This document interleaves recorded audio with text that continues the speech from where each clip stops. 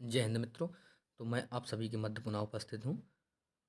प्रेमचंद्र जी की एक और सर्वश्रेष्ठ कहानी बड़े घर की बेटी को लेकर के। तो चलिए सर्वप्रथम हम इस कहानी का सारांश जानने की कोशिश करते हैं। तो बड़े घर की बेटी कहानी में प्रेमचंद जी ने भारतीय संयुक्त परिवारों के मनोविज्ञान को बड़ी ही बारीकी से दिखाने का प्रयत्न किया है। कहानी का मुख्य पात्र आनंदी है, जो भूप सिंह की बेटी है, जो एक रियासत के ताल्लुकेदार थे। आनंदी का विवाह गौरीपुर के जमींदार बेनी माधव सिंह के बड़े बेटे श्रीकंठ से हो जाता है और इस तरीके से कहानी को लिखा गया है। तो चलिए सर्वप्रथम हम कहानी के उद्देश्य को भी जान लें थोड़ा सा। तो इस बड़ी घर की बेटी नामक कहानी का उद्देश्य कहानी के अंत में निहित है। कहानी के अंत में निहित है। प्रेमचंद जी ने ही प्रदर्शित किया है कि कुलीन परिवार की विवेकशील या ससुराल में आपसी प्रेम तथा एकता बनाने में अहम भूमिका निभाती है। प्रस्तुत कहानी में लेखक ने बड़े घर की बेटी का सार्थक अर्थ को स्पष्ट किया है कि बड़े घर की बेटी ऐसी नहीं होती है जो घर में झगड़ा करवाए या अपने अहम के भाव को देखे, बल्कि आनंदी जैसी होती है जो अपने अहम का त्याग करके लाल बिहारी को माफ़ कर देती है और उसे घर छोड़कर नहीं जाने देती। इसी कारण घर एवं समाज में भी उसकी प्रशंसा होती है। कहानी का उद्देश्य यह भी स्पष्ट हो जाता है या करता है कि एकल परिवार किसी समस्या का हल नहीं है, बल्कि संयुक्त परिवार की हर समस्या का निवारण करता है। इसीलिए घर की शोभा एवं समाज की शोभा इसी में है कि भाई भाई साथ साथ रहें, एकजुट होकर रहें और एक दूसरे के सुख दुख बांटें। और प्रेमचंद जी का इस कहानी लेखन को लेकर के कितनी सार्थकता हुई है। तो चलिए, तो बड़े घर की बेटी कहानी का मुख्य कारण कथानक आनंदी के चारों ओर घूमता रहता है। आनंदी के अपमान के कारण उसके पति श्रीकंठ और छोटे भाई लाल बिहारी में द्वेष उत्पन्न हो जाता है।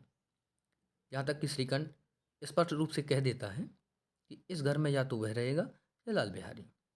यहाँ आनंदी है जो स्वयं की सूझबूझ और चतुराई से दोनों भाइयों में परस्पर प्रेम जागृत कराती है।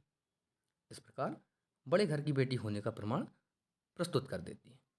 बड़े घर से तात्पर्य केवल धनी होना ही नहीं है, बल्कि उसके सद्गुण और संस्कारों से है जो हमें आनंदी में दृष्टिगोचर होते हैं। अतः शीर्षक पूर्णतः सार्थक है। तो चलिए अब हम इस कहानी को देखते हैं। चलिए मित्रों, कहानी के कथानक को जानते हैं। देखा, बेनी माधव सिंह गौरीपुर गांव के एक जमींदार हैं। जमींदार और नंबरदार थे। उनके पितामह किसी समय, यानी कि बहुत पहले, बड़े धन धान्य संपन्न थे। अपार धन संपदा थी उनके पास। गांव का पक्का तालाब और मंदिर, जिनकी अब मरम्मत भी मुश्किल थी, उन्हीं के कीर्ति स्तंभ थे, अर्थात उन्हीं के बनवाए हुए थे, उन्हीं की देखरेख में कार्य हुआ था। कहते हैं इस दरवाजे पर हाथी झूमता था, अब उसकी जगह एक बूढ़ी भैंस थी। समय के साथ साथ कितना कुछ परिवर्तन हो गया। जिसके शरीर में अस्थि पंजर के सिवा और कुछ शेष ना रहा था, पर दूध शायद बहुत देती थी जो भैंस बंधी हुई थी, क्योंकि एक न एक आदमी हांडी लिए उसके सिर पर सवार ही रहता था। बेनी माधव सिंह अपनी आधी से अधिक संपत्ति वकीलों को भेंट कर चुके थे। कहना है कि बेनी माधव सिंह अपनी आधी से अधिक संपत्ति किसको, वकीलों की भेंट कर चुके थे या उन्हें दे चुके थे। उनकी वर्तमान आय 1,000 रुपये वार्षिक से अधिक ना थी। उनकी एक वर्ष की आय लगभग 1,000 रुपये थी। ठाकुर साहब के दो बेटे थे। बड़े का नाम श्रीकंठ सिंह था। उसने बहुत दिनों से परिश्रम और उद्योग के बाद बीए की डिग्री प्राप्त की थी। अब एक दफ्तर में नौकर था। काफ़ी मशक्क़त के बाद उन्होंने बीए किया और एक दफ्तर में नौकर बन गए, अर्थात सेवा करने लगे। छोटा लड़का लाल बिहारी सिंह दोहरे बदन का सजीला जवान था। भरा हुआ मुखड़ा, चौड़ी छाती, भैंस का 2 सेर ताज़ा दूध वह उठकर सवेरे पी जाता था। श्रीकंठ सिंह की दशा बिल्कुल विपरीत थी। एक ओर ये थे और एक ओर श्रीकंठ थे। तो इन नेत्र प्रिय गुणों को उन्होंने बीए इन्हीं 2 अक्षरों पर निछावर कर दिया था।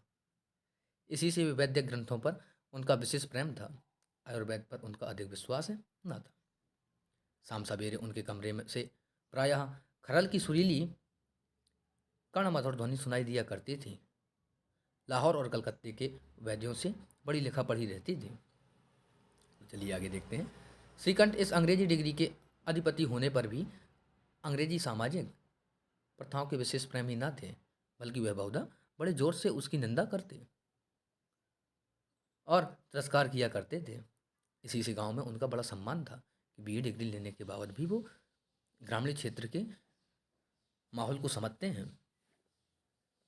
तो चलिए आगे लिखा है मित्रों कि दशहरे के दिनों में वह बड़े उत्साह से रामलीला में सम्मिलित होते और स्वयं किसी न किसी पात्र का पाठ लेते थे, अर्थात भूमिका लेते थे।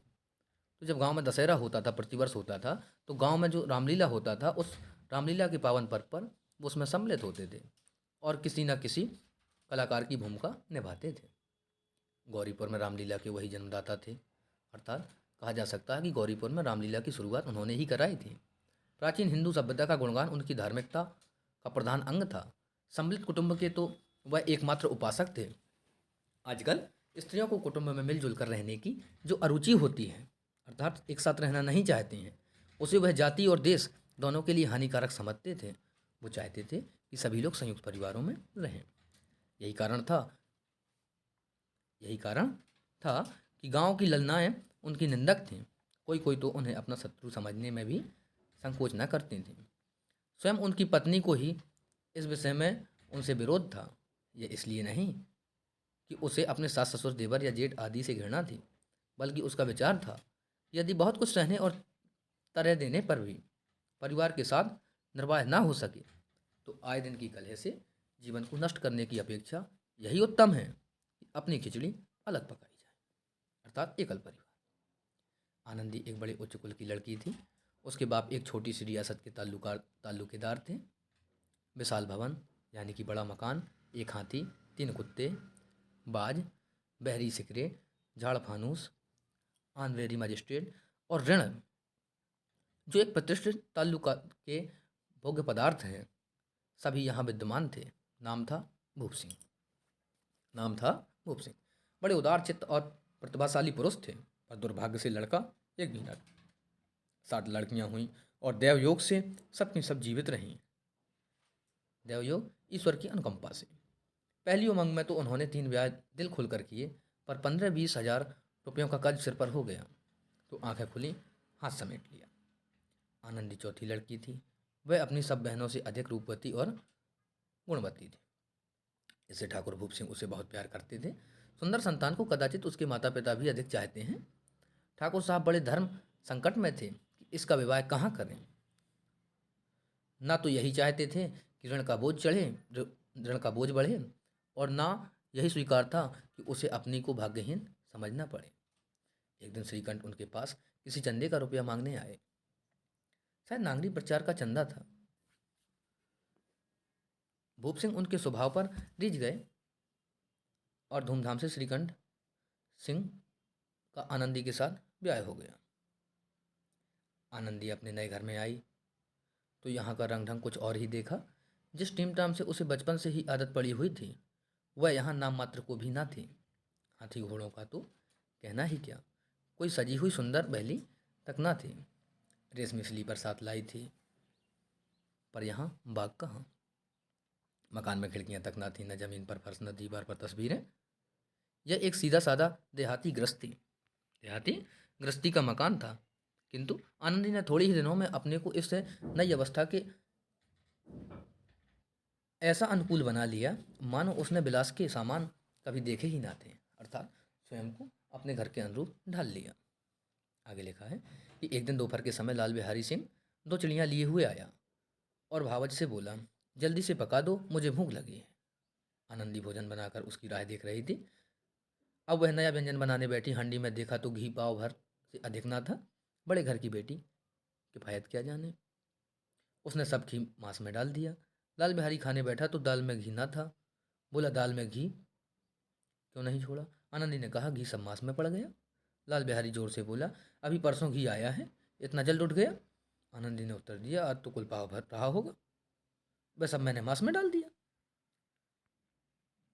आगे लिखा है, जिस तरह सूखी लकड़ी जल्दी से जल उठती है, उसी तरह क्षुधा से बावला मनुष्य जरा जरा सी बात पर तिनक जाता था, अर्थात अड़ जाता था या खींच जाता था। लाल बिहारी को भावच की यह ढिठाई बहुत बुरी मालूम हुई। तिनक कर बोला, मैं तो चाहे घी की नदी बहती हो।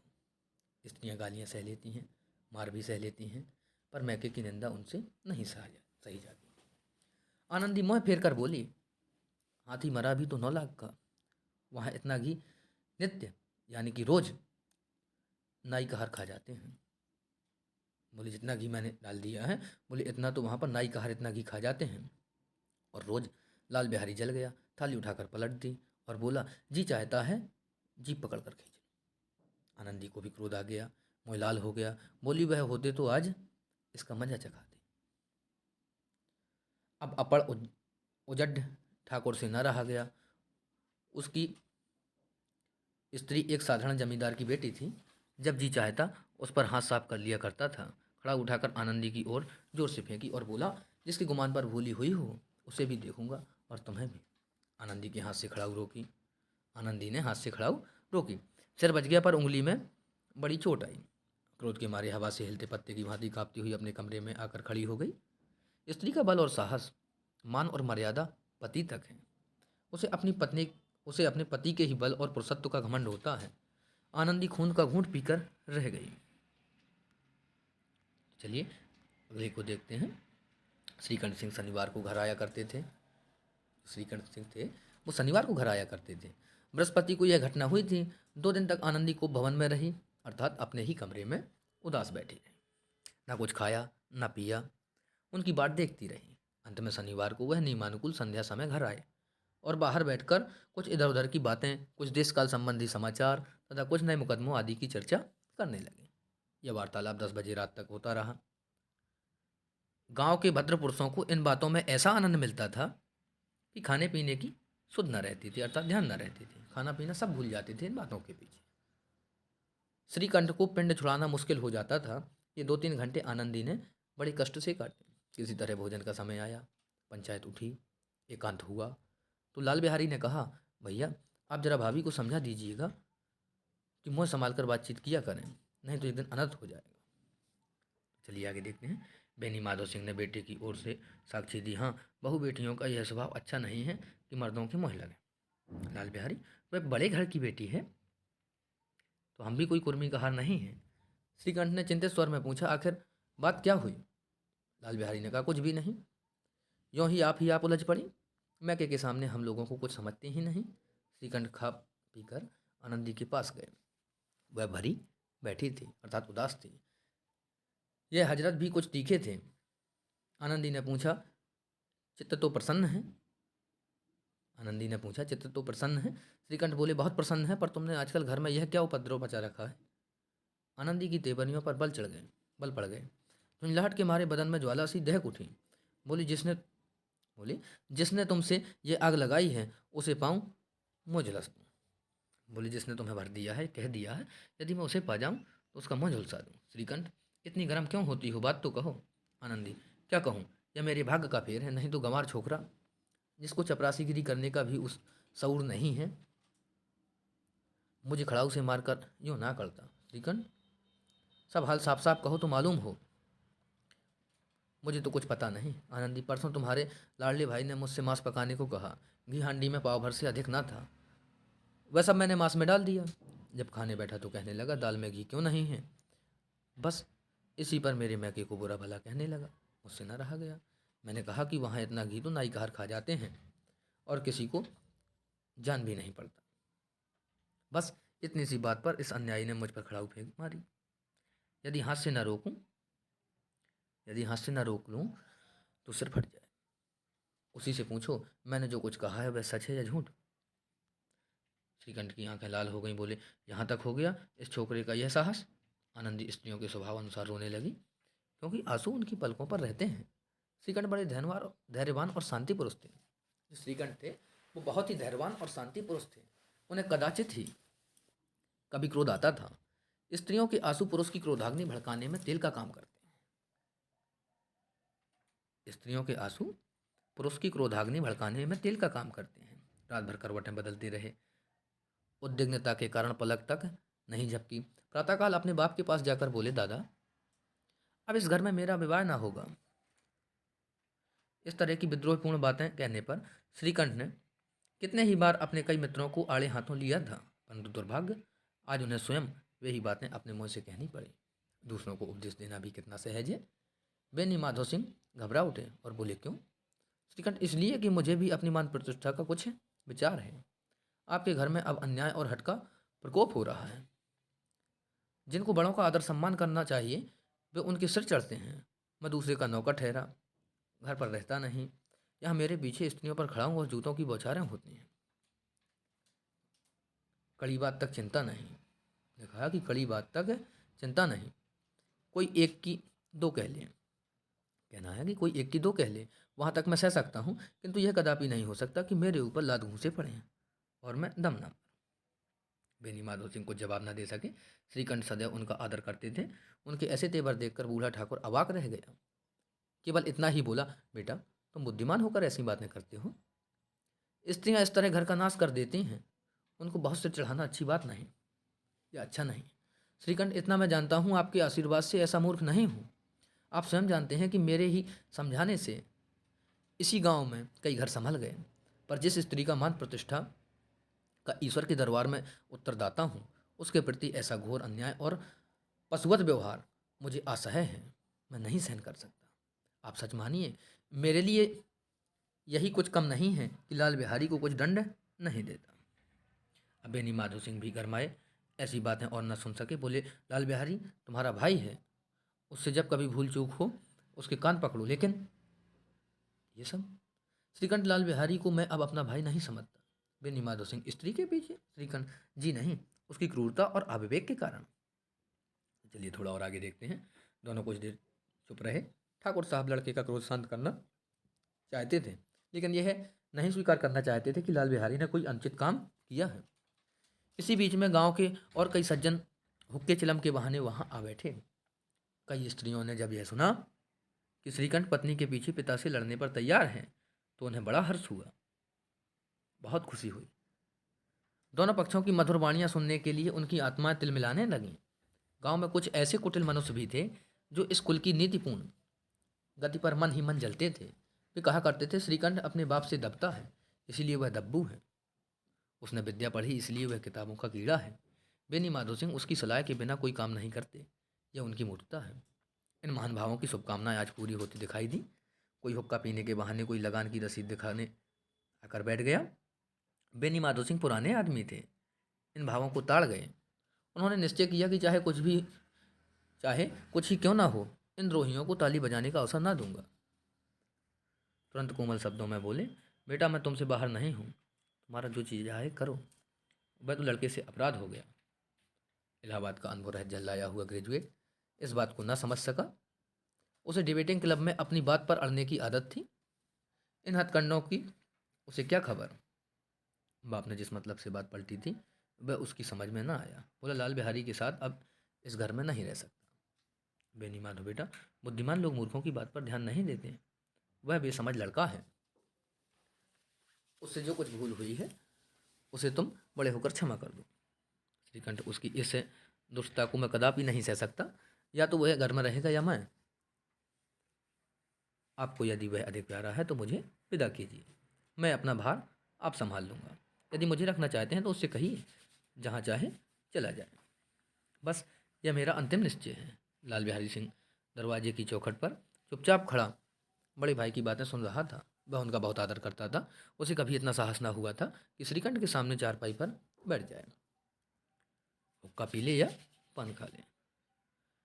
बाप का भी वह इतना मानना करता था। श्रीकंठ का भी उस पर हार्दिक स्नेह था। अपने होश में उन्होंने कभी उसे घुड़का तक ना था। जब तक वह इलाहाबाद से आते तो उसके लिए कोई ना कोई वस्तु अवश्य लाते। मुकद्दर की जोड़ी उन्होंने ही बनवा दी थी। पिछले साल जब उसने अपने से जोड़े जवान की नाग पंचमी के दिन मंगल में बछाड़ दिया तो उन्होंने पुलकित होकर अखाड़े में ही जाकर उसे गले लगा लिया। 5 रुपए के पैसे लौटाए थे। ऐसे भाई के मुँह से आज ऐसी हृदय विदारक बात सुनकर लाल बिहारी को बड़ी गिलानी हुई। वह फूट फूट कर रोने लगा। इस इसमें संदेह नहीं कि अपने किए पर पछता रहा था। भाई के आने से एक दिन पहले से उसकी छाती धड़कती थी कि देखूं भैया क्या कहते हैं। मैं उनके सम्मुख कैसे जाऊंगा, उनसे कैसे बोलूंगा, मेरी आंखें उनके सामने कैसे उठेंगी। उसने समझा था कि भैया मुझे बुलाकर समझा देंगे। इस आशा के विपरीत आज उसने और निर्दयता की मूर्ति बने हुए पाया। वह मूर्ख था, परंतु उसका मन कहता था कि भैया मेरे साथ अन्याय कर रहे हैं। यदि श्रीकंठ उसे अकेले में बुलाकर दो चार बातें कर देते, इतना ही नहीं दो चार तमाचे भी लगा देते, तो कदाचित उसे इतना दुख न होता। पर भाई का यह कहना कि अब मैं इसकी सूरत नहीं देखना चाहता, लाल बिहारी से सहा न गया। वह रोता हुआ घर आया, कोठरी में जाकर कपड़े पहने, आंखें पोंछी, जिसमें कोई यह ना समझे कि रोता था। तब आनंदी के द्वार पर आकर बोला, अभी भैया ने निश्चय किया है कि वह मेरे साथ इस घर में न रहेंगे और वह मेरा मुँह नहीं देखना चाहते, इसलिए अब मैं जाता हूँ, उन्हें फिर मुँह न दिखाऊंगा। मुझसे जो कुछ अपराध हुआ है उसे क्षमा करना। यह कहते कहते लाल बिहारी का गला भर आया। जिस समय लाल बिहारी सिंह सिर झुकाए आनंदी के द्वार पर खड़ा था, उसी समय श्रीकंठ सिंह की आंखें लाल किए बाहर से आए। भाई को खड़ा देखा तो घृणा से आंखें फेर लीं और कतरा कर निकल गए, मानो उसकी परछाई से दूर भागते हों।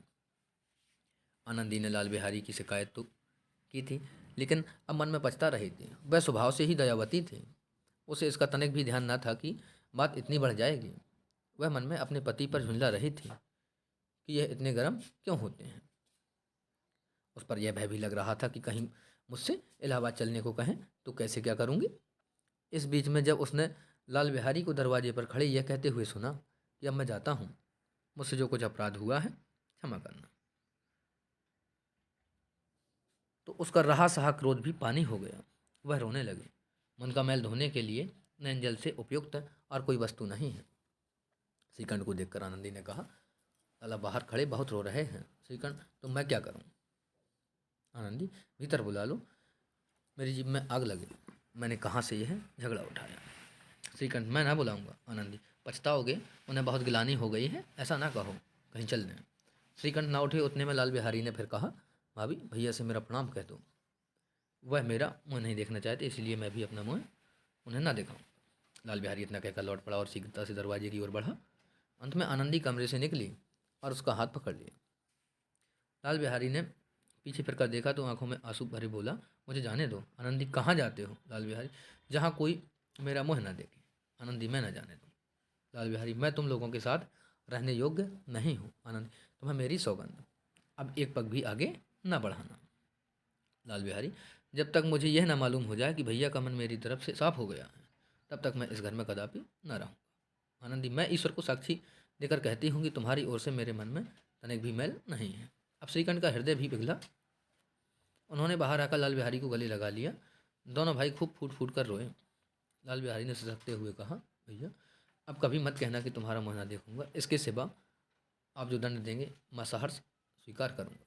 श्रीकंठ ने कांपते हुए स्वर में कहा, लल्लू, इन बातों को बिल्कुल भूल जाओ, ईश्वर चाहेगा तो फिर ऐसा अवसर ना आवेगा।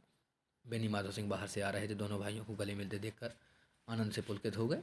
बोल उठे, बड़े घर की बेटियां ऐसी ही होती हैं, बिगड़ता हुआ काम बना लेती हैं। गाँव में जिसने यह वृत्तांत सुना, उसी ने इन शब्दों में आनंदी की उदारता को सराहा। बड़े घर की बेटियां ऐसी ही होती हैं।